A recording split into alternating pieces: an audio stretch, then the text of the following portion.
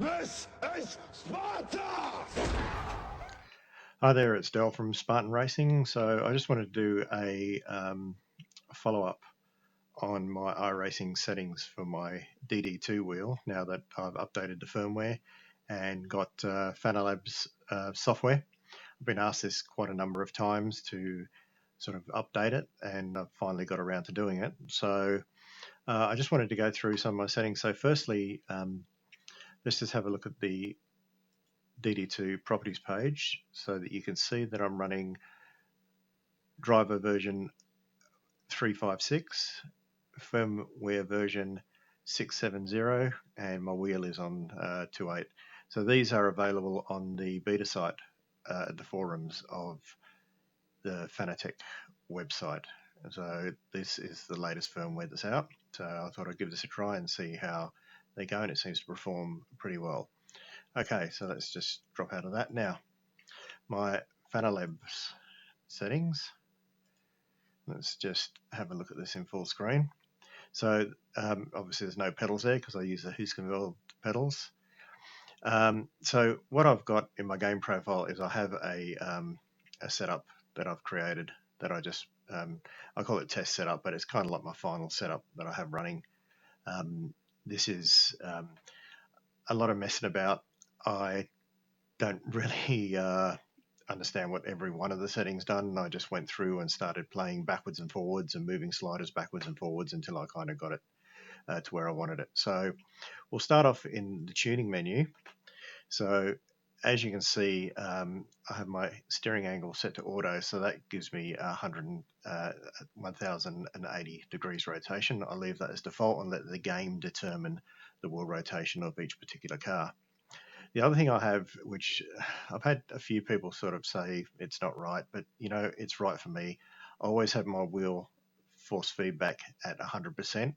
I, as well as some others on here and a number of other people, have tested, and if you have the wheel force feedback at 100%, you're using the full dynamic range of what's available in the wheel. The moment you start changing this down to lower settings and upping feedback within the game, you start introduce clipping. And I found this Assetto Corsa, the original Assetto Corsa game, has a really good app where you can actually see if your force feedback's clipping. So I tried a lot of the settings that were on the Fanatec forum using a lot lower force feedback settings and upping the gain within the actual sim itself. And the app was actually showing that I was clipping at points, depending on, you know, certain corners and certain bumps and this, that, and the other.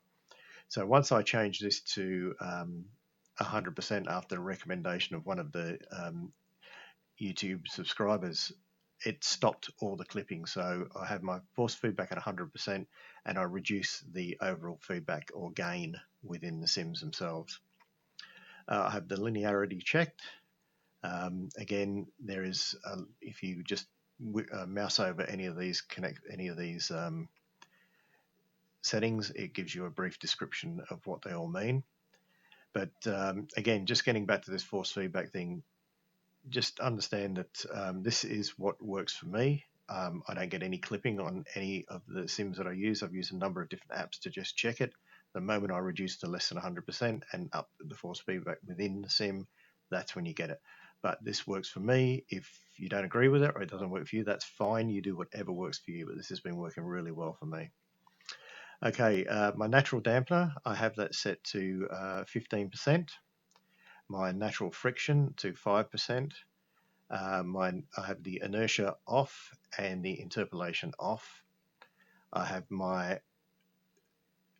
force intensity at 100%. I have my game force at 100%. So everything else is 100% except for the brake pedal vibration setup. Now, I don't have the Husqvarna pedals, but I've just always just had this at 85%. It's just one of those things. It's just, I just leave it there. And I have my vibration strength at 100%.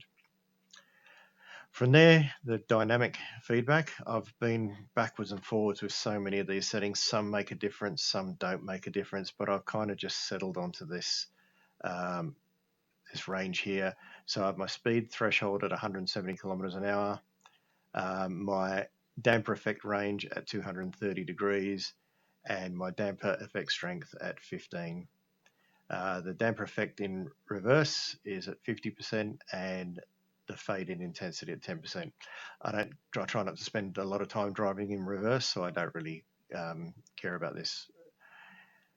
The vibration, if you have a wheel and a base that has the vibration motors in it, I did have this up a lot higher before, and I found it was really, really annoying. I was getting this constant vibration all the time through the wheel, and I just found it drove me crazy. So I've turned that right down. I do have my rev limiter vibration up and the threshold up, so that when I sort of hit the limits of the revs, I do get a vibration coming back through the wheel. And also have these vibration motors for suspension travel. I don't really know if it makes that much difference, but or I haven't spent a lot of time moving these up and down. But it's at 4 and at 1.01. It should be 1, but 1.01. What the hell? And the rev limiter at 10 and 98% for the threshold. So I've kind of settled on these settings, and I'm using a Dd2. I've settled on these settings, and it just sort of feels good to me. I just like it. Like I said, it may not work for some. You can play with these, but for me, it works.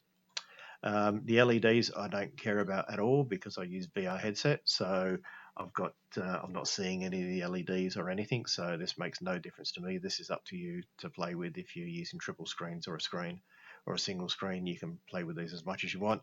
I don't play with them. I don't look at them because it's irrelevant to the way I sim race.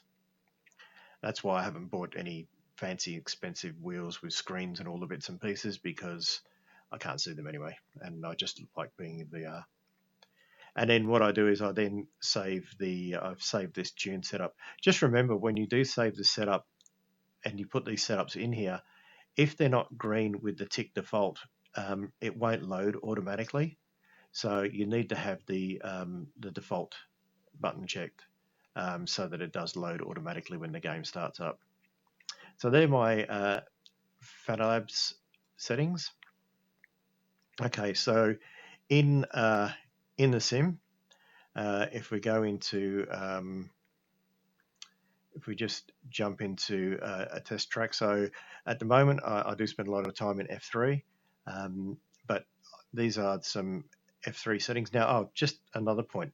I leave those settings that I have in my wheelbase for literally every car, and actually I leave them in there for every sim as well. I don't change them from Iracing to Assetto Corsa or to anything else, because the way I work is I always like to have everything, especially anything mechanical, I like to have in a known state.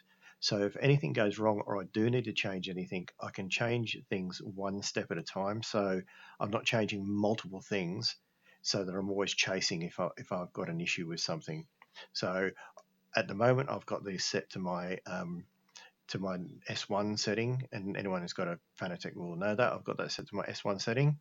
If I need to do any testing, I use S2, S3, S4 and S5 to play around with those settings. The only sim that has been a bit of a bugger is R Factor 2, because for some strange reason, if you change the wheel rotation in R Factor 2, it changes it universally within the actual Fanatec Properties page as well, and it can be a bit annoying.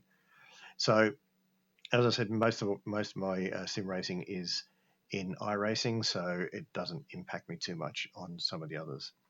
So, if we go in and load up a test track, just to see what my settings are within the actual sim, and then I'll show you what I've got going on in there.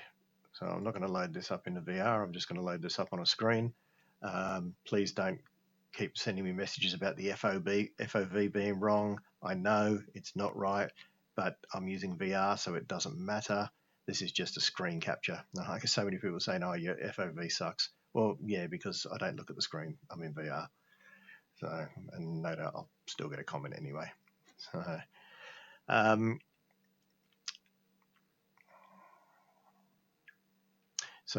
Okay. So in the option screen, as you can see here, I've calibrated my wheel, comes up at 1080. Brake force is completely off. Enable force feedback. Apparently, if you read the little checkbox down here, he says if this is not checked, if not checked, we will boost the smaller forces and decrease the larger forces. This may help weaker wheels feel more likely. Stronger wheels, especially direct drive, will likely feel better with this checked. So I have a direct drive wheel, so I leave it checked. Now, this is the strength setting I have here. I've played a lot. One of the recommendations from the forums was having that up on 6. When I had it up on 6, it nearly broke my arms. I set my wheel force at the maximum of what the wheel is capable of, which is 25 Newton meters. I think the Dd1, from what I understand, is 20 Newton meters or 18 Newton meters. So whatever the maximum force, I know the CSW wheels were 7 Newton meters. So whatever the maximum force of your wheel is set this to the maximum, and then your strength is very similar to like in Assetto Corsa, the gain. So you can play up and down with this. Now I did start off high and found it was just too much. I was for quite a while running down around the 3.6 mark, but I've found progressively that I'm sort of liking up a little bit high, usually around 4.6. 4.7 and sort of between say 4.2 and about 4.7. So this is really nice in the F3. In the Mazda MX-5 is terrible. It's very weak, so you do have to punch this up for the MX-5, and you can customize it for a single car. I don't have this checked because I have this same setting across multiple cars, but the ones that I do make changes to where I need to either reduce it or increase it, like the Mazda, I've got it increased. Then I'll check the button so it's just individually for that particular car. The dampening I have at 0, and I always had a little bit of minimum force because I know that some of that actually does come in through the base, but I've found that having just this up a little bit does allow for some of this sort of softer fidelity of a little bit of fidelity coming back through the wheel. So as you can see, I don't have this wheel dialed up really high. I'm not trying to build muscles. I'm not trying to break my wrists. What I really like when I'm sim racing is to feel all the nuances of the track, the little ripples, the little rumbles, the discrepancies in the track. I like to feel the way the tires react on the track, and I found with the testing that I've done, this has been by far the best options that I've come up with. Again, I've got to clarify, these are the best options for me. And I find they worked really, really nicely. Everyone else has got their own opinions on this, which is fantastic. And they're very well entitled to them, same as I'm entitled to mine. And all I want to do is just share with you what I've been asked. And this is where I'm at the moment. So I'm pretty happy with this overall. And I guess there's no good sort of taking it out and running it around the track because I don't have another camera at the moment to actually shoot the wheel in action. I am going to be setting up another camera soon so I can get some over the shoulder stuff, but that's just going to take a little bit of time. So have a look at those settings, give them a try. Let me know if they work for you or if they don't, or anything else that you've come up with that you think could help me make it feel better for me and make it feel better for anybody else. But this is what's been working. So again, thank you so much for all the comments. Thank you so much for all the subscribers. That really, really helps. And I look forward to getting some more videos up soon and updating a few of the others as well.